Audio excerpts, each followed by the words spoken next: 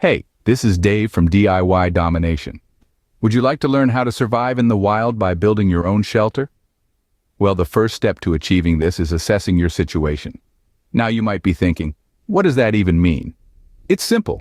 You've got to size up three key factors: location, materials, and weather. Let's start with location. Choosing the right spot for your shelter is crucial. You want to avoid areas that are prone to flash floods or falling rocks, and steer clear of animal paths. You don't want to wake up to a bear sniffing around your shelter now, do you? Look for flat ground that's elevated, if possible.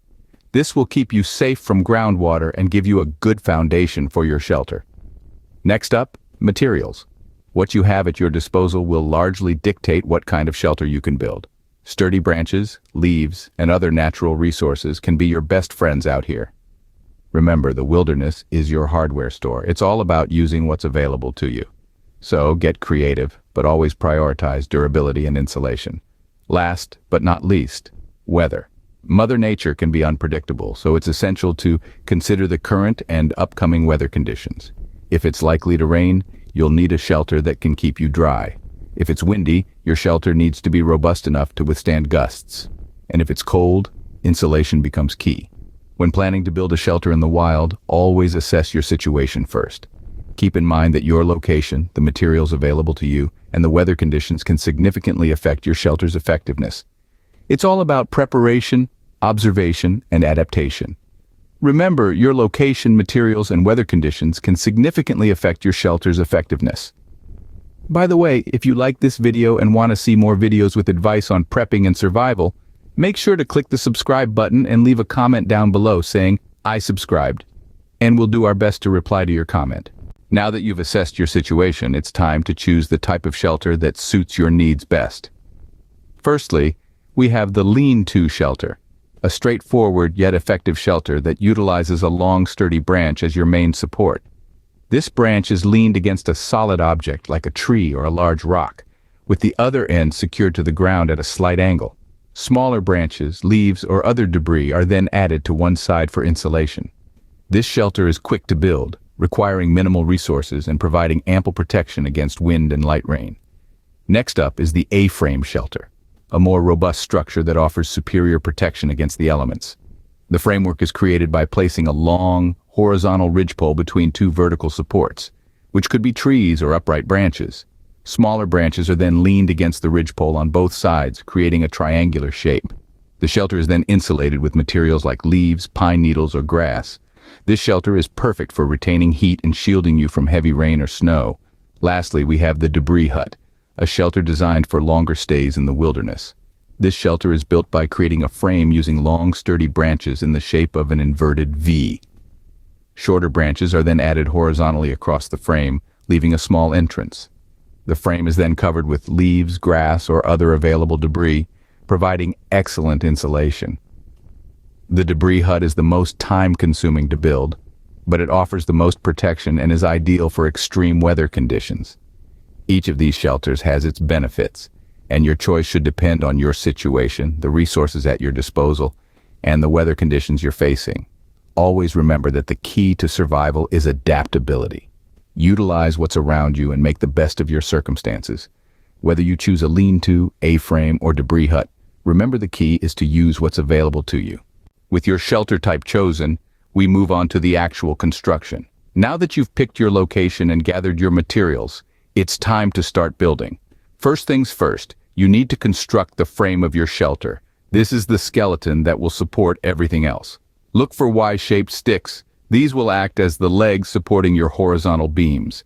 The stability of your shelter starts here, so ensure your frame is robust and secure. Once your frame is in place, it's time to add a layer of insulating material. This is crucial for retaining heat and keeping you warm during those chilly nights. Leaves, ferns, pine needles, or grass. These all make excellent insulating materials. Pile them on thick. The more insulation, the better. But what about when it rains? That's where waterproofing comes into play. If you've got a tarp, fantastic. If not, large leaves can be a great natural alternative. Layer your waterproof material over the insulation. It's like putting a roof on your house. It will help to shield you from the elements. Now, constructing a shelter in the wilderness isn't a race. It's about survival. So, take your time to get it right. Make sure your frame is sturdy and your insulation is thick. Ensure your waterproofing is going to keep you dry in a downpour. Remember, your shelter is your lifeline. It's your protection from the elements. It's your home away from home. It's your fortress in the wild. So give it the care and attention it deserves. And as you're building, keep in mind the principles of leave no trace. We're guests in this wilderness, so let's treat it with respect. Use only what you need and leave the place as you found it. Your shelter's construction is crucial for your survival, so take your time to get it right. Next, we'll be looking at how to insulate your shelter from the ground. Now let's talk about ground insulation. Picture this. You've built a sturdy shelter, but the ground beneath you is colder than a snowman's nose. That's not going to do you any good when you're trying to stay warm, now is it? Ground insulation is incredibly important for staying warm and dry in your shelter. You might be asking, how does one insulate the ground? Well, my friend, the answer is simpler than you might think. If the ground is cold, damp, or snowy, you're going to want to raise the floor of your shelter. You can use branches, logs, or any other sturdy materials you can find. Think of it like building a bed. You're creating a barrier between you and the cold earth, helping to keep you warm and cozy in your shelter. So, don't overlook this step. Remember, ground insulation is key to staying warm in your shelter. With the main structure built and insulated, it's time for the final adjustments. Ventilation is key in any shelter. Without it, condensation can build up, making the inside damp and cold. So, ensure there's enough airflow, but not too much that it negates the warmth you're trying to retain. Now, let's talk entrances. You want your entrance small enough to keep in heat and large enough to allow you to get in and out comfortably. Think of it as the door to your temporary home.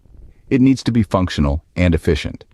Remember, the goal here is to retain as much heat as possible while avoiding condensation and excessive airflow. It's a delicate balance, but with a bit of tweaking and adjusting, you'll find the sweet spot that makes your shelter a safe, warm haven in the wilderness. Your shelter is almost ready, just a few final touches and you'll be set. Before you settle in, there's one last step. Testing your shelter. Don't skip this step. It's crucial to your safety and comfort. You've put a lot of effort into building your shelter, so let's make sure it's going to do its job. First, check the size of your shelter. It should be large enough for you to lie down comfortably, but not so large that it loses heat. If you can stretch out and roll over without hitting the walls or ceiling, you're in good shape. Next, test the stability of your shelter. Give it a gentle push. If it wobbles or shifts, you may need to reinforce it. The last thing you want is your shelter collapsing on you in the middle of the night. Remember, your shelter is your lifeline. It's your protection from the elements and the wild.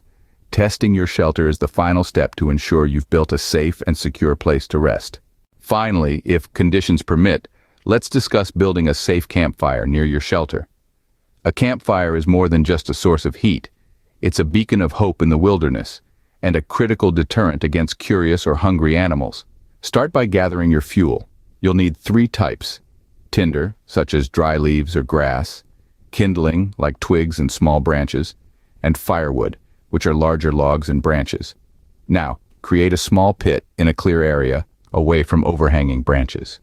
Place your tinder in the pit, then arrange your kindling in a teepee shape over the tinder.